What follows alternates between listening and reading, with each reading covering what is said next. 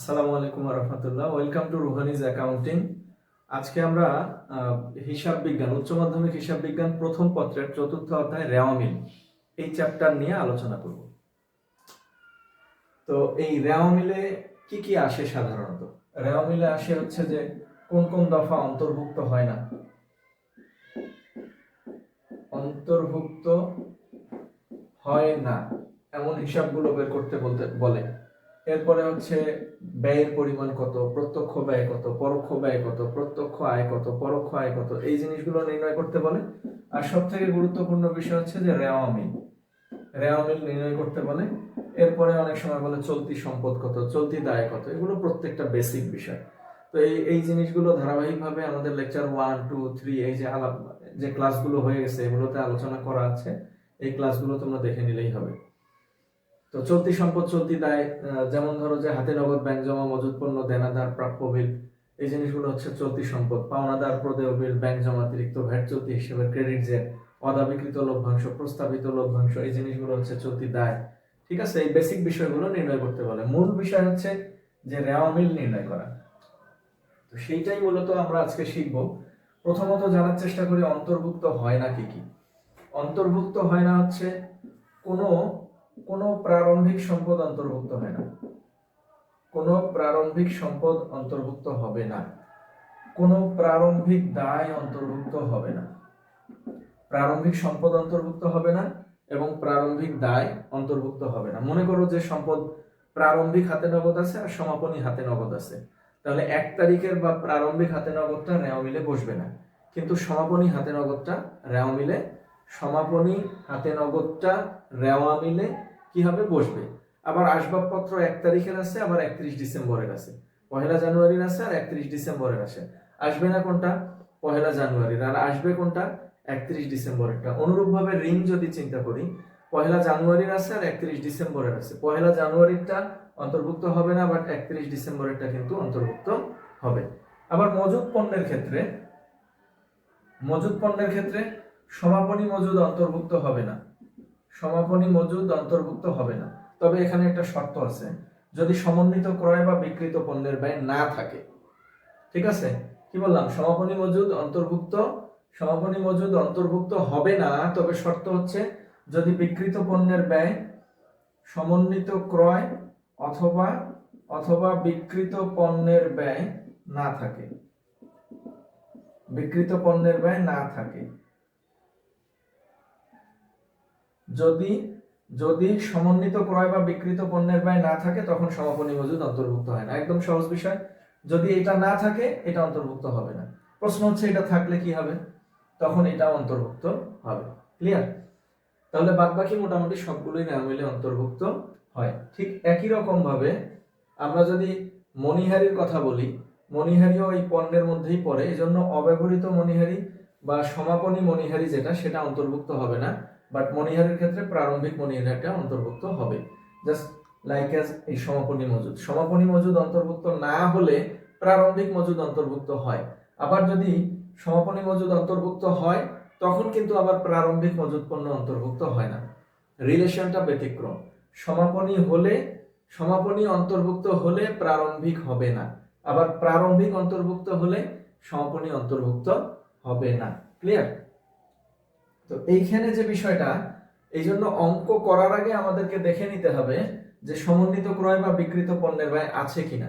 যদি প্রশ্নে এই দফাটা না থাকে, এই হিসাবটা না থাকে, যদি এই হিসাবটা না থাকে তাহলে সমাপনী মজুদ অন্তর্ভুক্ত হবে না। ক্লিয়ার? আর যদি এই হিসাবটা থাকে তখন আবার সমাপনী মজুদ অন্তর্ভুক্ত হবে, সেই ক্ষেত্রে প্রারম্ভিক মজুদ ক্রয় এইগুলো অন্তর্ভুক্ত হবে না। তো এটা হচ্ছে মূল বিষয়। তোমাদেরকে অঙ্কে নির্ণয় করতে বলে যে কোন কোন দফাগুলো রেওয়ামিলে অন্তর্ভুক্ত হবে না। তো আমাদের কাজ হচ্ছে কোশ্চেন দেখে দেখে নির্ণয় করে নেওয়া যে কোন দফাগুলো অন্তর্ভুক্ত হবে না। তাহলে এখন জানার চেষ্টা করব যে রেওয়ামিলের সূত্র কি এবং কোন বিষয়গুলো অন্তর্ভুক্ত হয়। তাহলে সমাপনী মজুদেরটা আমি আবার বলছি, সমাপনী মজুদ পণ্য রেওয়ামিলে অন্তর্ভুক্ত হয় না যদি কি না থাকে? সমন্বিত ক্রয় বা বিক্রিত পণ্যের ব্যয় না থাকে। আর যদি প্রশ্নে সমন্বিত ক্রয় বা বিক্রিত পণ্যের ব্যয় দেয়া থাকে তখন সমাপনী মজুদও অন্তর্ভুক্ত হবে। বিক্রিত পণ্যের ব্যয় ডেবিটে বসবে, সমাপনী মজুদ পণ্যের ব্যয় ডেবিটে বসবে। ক্লিয়ার? তখন ক্রয় এবং প্রারম্ভিক মজুদ পণ্য একটাও কিন্তু রেওয়ামিলে অন্তর্ভুক্ত হবে না। এখন আসি আমরা সূত্র। রেওয়ামিলের সূত্র হচ্ছে যে এখানে টাকার ঘর থাকবে দুইটা, ঠিক আছে, এখানে হবে ক্রমিক নং, এটা হচ্ছে ক্রমিক নং, এটা হবে হচ্ছে হিসাবের নাম, এটা হচ্ছে হিসাবের নাম, তারপরে এটা হচ্ছে ডেবিট টাকা, এটা হচ্ছে ক্রেডিট টাকা, ঠিক আছে। এখানে হচ্ছে খতিয়ান পৃষ্ঠ, আর এইখানে বসবে হচ্ছে কি কি, যদি সম্পদ হয় তাহলে সেটা ডেবিটে বসবে, ক্লিয়ার। আর যদি খরচ হয় তাহলে সেটা রেওয়ামিলের ডেবিটে বসবে, যদি আয় হয় রেওয়ামিলের ক্রেডিটে বসবে, দায় হলে রেওয়ামিলের ক্রেডিটে বসবে, এবং মূলধন হলে সেটা রেওয়ামিলের ক্রেডিটে বসবে। আর বিপরীত হিসাবগুলো ঠিক উল্টা দিকে বসবে। এই যে আয় দায় মূলধন যেহেতু ক্রেডিটে বসে, তাহলে বিপরীত আয় বিপরীত দায় বিপরীত মূলধন ডেবিটে বসবে। আর হচ্ছে সম্পদ এবং খরচ যেহেতু ডেবিটে বসে, তাহলে বিপরীত সম্পদ এবং বিপরীত খরচ কি হচ্ছে, ক্রেডিটে বসবে। তাহলে আমি লিখে দিচ্ছি, এটা হচ্ছে বিপরীত সম্পদ আর হচ্ছে বিপরীত খরচ, তাহলে এটা কোন দিকে বসবে, ক্রেডিটে বসবে। আর যদি এরকম হয় বিপরীত আয়, তারপরে হচ্ছে বিপরীত দায়, আর হচ্ছে বিপরীত মূলধন অর্থাৎ উত্তোলন, তখন এটা কোথায় বসবে, ডেবিটে বসবে। দুই সাইড যোগ করলে সমান হবার কথা, তবে সব অঙ্কে সমান হবে এমনটা না। রেওয়ামিলের ক্ষেত্রে সব অঙ্কে সমান হবে এমনটা না। তোমাদের যদি অঙ্ক ঠিক থাকে কখনো কখনো মিলবে না, না মিললে অনিশ্চিত হিসাব দিয়ে পূরণ করে দিতে হবে। তবে একটা জিনিস খেয়াল রাখতে হবে, মনে করো ক্রেডিট দিকে দেখা গেল যে ডেবিট দিকে 1 লাখ টাকা, কিন্তু ক্রেডিট দিকে পাওয়া যাচ্ছে মাত্র 30,000 টাকা, শর্ট কত, 70,000। এই 70,000 অনিশ্চিত নাম দেওয়ার আগে খেয়াল রাখবা মূলধন দেওয়া আছে কিনা। যদি মূলধন দেয়া না থাকে তাহলে অনিশ্চিত নাম না দিয়ে নামটা দিতে হবে মূলধন, আর যদি মূলধন দেয়া থাকে তখন আমরা নাম দেবো কোন হিসাব, অনিশ্চিত হিসাব, ক্লিয়ার। স্যার বিপরীত সম্পদ আর বিপরীত শব্দটা যদি একটু ভালোভাবে বুঝিয়ে দিতেন। বিপরীত সম্পদ হচ্ছে সম্পদের উল্টা, ঠিক আছে। সম্পদ না বেড়ে যদি সম্পদ কমে, যেমন আমি যদি বলি আসবাবপত্র, এটা সম্পদ, কিন্তু যদি বলি পুঞ্জীভূত অবচয় সঞ্চিতি বা জমাকৃত অবচয়, এটা হচ্ছে বিপরীত সম্পদ, কারণ এটা সম্পদের পরিমাণকে কি করে দেয়, কমায় দেয়। আবার যদি বলি আমি প্রাপ্য হিসাব, আবার যদি যে প্রাপ্য হিসাবের সঞ্চিতি, হ্যাঁ, অর্থাৎ অনাদায়ী দেনা সঞ্চিতি বা অনাদায়ী পাওনা সঞ্চিতি, প্রাপ্য হিসাব সম্পদ, আর অনাদায়ী দেনা পাওনা বা কুঋণ এটা কিন্তু খরচ বাড়ায়, কিন্তু অনাদায়ী দেনা সঞ্চিতি বা অনাদায়ী পাওনা সঞ্চিতি বা কুঋণ সঞ্চিতি এটা সম্পদের পরিমাণ কমায় দেয়। এই জন্য এগুলোকে আমরা বলবো বিপরীত সম্পদ। তো সম্পদটা যেহেতু ডেবিটে বসে, তার মানে বিপরীত সম্পদ কোন দিকে বসবে, ক্রেডিটে বসবে। অনুরূপ ভাবে আমি যদি বলি ক্রয়, পণ্য কিনলে কি হচ্ছে, আমাদের ক্রয় কি বাড়বে। এখন যদি এই কেনা পণ্যটা আমি ফেরত দেই তাহলে ক্রয়ের পরিমাণ কি হবে, কমে যাবে। তার মানে এটা হচ্ছে বিপরীত খরচ। ক্রয় যেহেতু খরচ, তাহলে ক্রয় ফেরত হচ্ছে বিপরীত খরচ, তার মানে ক্রেডিটে যাবে। তাহলে যদি বলি ক্রয় বাট্টা, একই বিষয়, তাহলে বিপরীত খরচ ক্রেডিটে যাবে। আবার যদি বলি বিক্রয়, সেটা হচ্ছে আমাদের জন্য আয়, তাহলে বিক্রয় ফেরত হলে কি হবে, বিপরীত আয়। তাহলে বিক্রয় যদি ক্রেডিট হয় তাহলে বিক্রয় ফেরত হবে ডেবিট, বিক্রয় বাট্টা হবে ডেবিট, ক্লিয়ার। এবার দায়, পাওনাদার বা প্রদেয় হিসাব, তাহলে দায়ের জন্য ক্রেডিটে। যদি বলি প্রদেয় হিসাবের বাট্টা সঞ্চিতি, এটা পাওনাদারকে কিন্তু ডিক্রিজ করে দেয়, যার কারণে এটা হচ্ছে কি, বিপরীত দায়। অনুরূপভাবে যদি বলি মূলধন, মালিকের অধিকার বাড়ায় দেয়, ক্রেডিট। আর যদি বলি উত্তোলন, মালিকের অধিকার কি করে, কমায় দেয়, এটা হচ্ছে বিপরীত মূলধন বা বিপরীত মালিকানা সত্ত্ব, এটা হবে ডেবিটে, ক্লিয়ার। তো আমাদের কাজটা হচ্ছে একটা প্রশ্ন থেকে আইডেন্টিফাই করা এই 10টার মধ্যে কোনটা কি পড়ে, সেটা সেই সূত্র অনুযায়ী বসায় দেবো আমরা। তাহলে যদি নগদ হয় কোন দিকে বসবে, ডেবিটে বসবে। যদি দেনাদার হয় ডেবিটে বসবে। যদি প্রাপ্য বিল বা প্রাপ্য নোট হয় ডেবিটে বসবে, কারণ সম্পদ। যদি বেতন হয়, ভাড়া হয়, বিজ্ঞাপন, কমিশন, ঋণের সুদ, তাহলে এগুলো সব কোন দিকে বসবে, ডেবিটে, কারণ এগুলো কি, খরচ, ক্লিয়ার। এবার যদি বলি বিক্রয়, এটা আয়, বিনিয়োগের সুদ আয়, উপভাড়া আয়, শিক্ষানবিশ সালামি আয়, প্রাপ্ত বাট্টা আয়, প্রাপ্ত কমিশন আয়, তাহলে সকল আয়গুলো কোন দিকে বসবে, ক্রেডিটে। যদি বলি প্রদেয় হিসাব বা প্রদেয় বিল বা প্রদেয় নোট, এগুলো হচ্ছে দায়। যদি বলি ঋণ, দায়, সেগুলো বসবে হচ্ছে ক্রেডিটে। যদি বলি মূলধন, তাহলে এটা মালিকানা সত্ত্ব, এই জন্য বসবে হচ্ছে ক্রেডিটে। যদি বলি উত্তোলন, এটা হচ্ছে বিপরীত মালিকানা সত্ত্ব, এটা বসবে হচ্ছে ডেবিটে। আমাদের কাজ হচ্ছে সব আইটেমগুলো বসানো শেষে যোগ করে দেবো।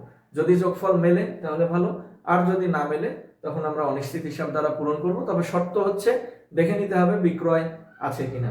ক্রেডিট দিকে যদি এরকম ঘটনা ঘটে, বিক্রয় থাকলে নাম দেবো অনিশ্চিত হিসাব, আর না থাকলে তখন নাম দেবো কি বিক্রয়।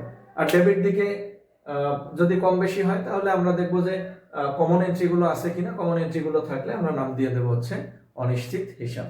শর্ত হচ্ছে, আচ্ছা আমি আবার বলছি, যদি ক্রেডিট দিকে শর্ট হয়, ক্রেডিট দিকে শর্ট হয় অর্থাৎ মনে করো ডেবিটের যোগফল হচ্ছে 1,50,000, তাহলে এই দিকেও হওয়া উচিত 1,50,000। ধরে নিলাম এখানে একটা এন্ট্রি 50,000 টাকা দেওয়া আছে আর একটা এন্ট্রি 20,000 আছে, তাহলে 80,000 থাকলো। এই 80,000-এর নাম হতে পারে অনিশ্চিত হিসাব। ক্লিয়ার? এখন আগে দেখবো মূলধন আছে কিনা। যদি মূলধন না থাকে তাহলে এই নামটা দেব হচ্ছে মূলধন। মূলধন আছে কিন্তু বিক্রয় নাই, সেক্ষেত্রে আমরা এটাকে বিক্রয় নামে দিতে পারি। ক্লিয়ার? আর যদি দুইটাই থাকে তখন আমরা কি নাম দেব? অনিশ্চিত হিসাব নাম দিয়ে দেব। আশা করি বুঝতে পারছো।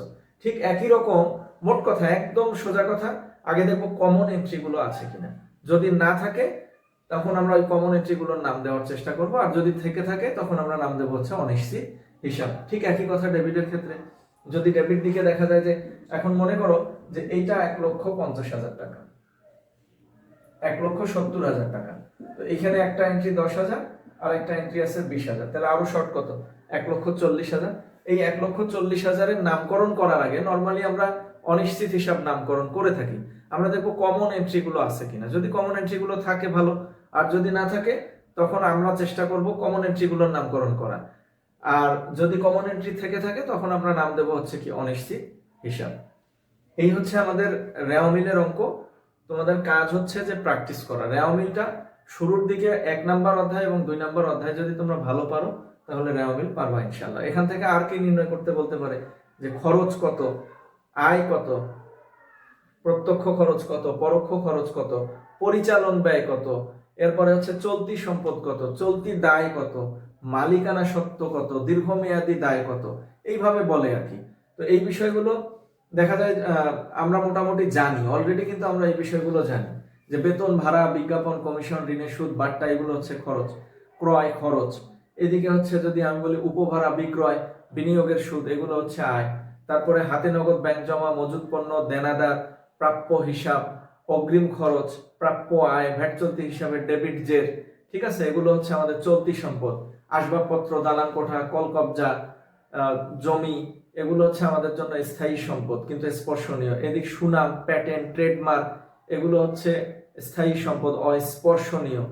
এরপরে হচ্ছে যে প্রাথমিক খরচ, বিলম্বিত বিজ্ঞাপন, দায় গ্রাহকের কমিশন, শেয়ার অবহার বা শেয়ার বাট্টা বা শেয়ার ডিসকাউন্ট, এগুলো হচ্ছে অসমন্বিত ব্যয় বা ভুয়া সম্পদ বা অলিক সম্পদ। এরপরে হচ্ছে যদি বলি ঋণপত্র, বন্ধকি ঋণ, বন্ড, ডেট, ডিবেঞ্চার, লোন, এইগুলো হচ্ছে দীর্ঘমেয়াদী দায়।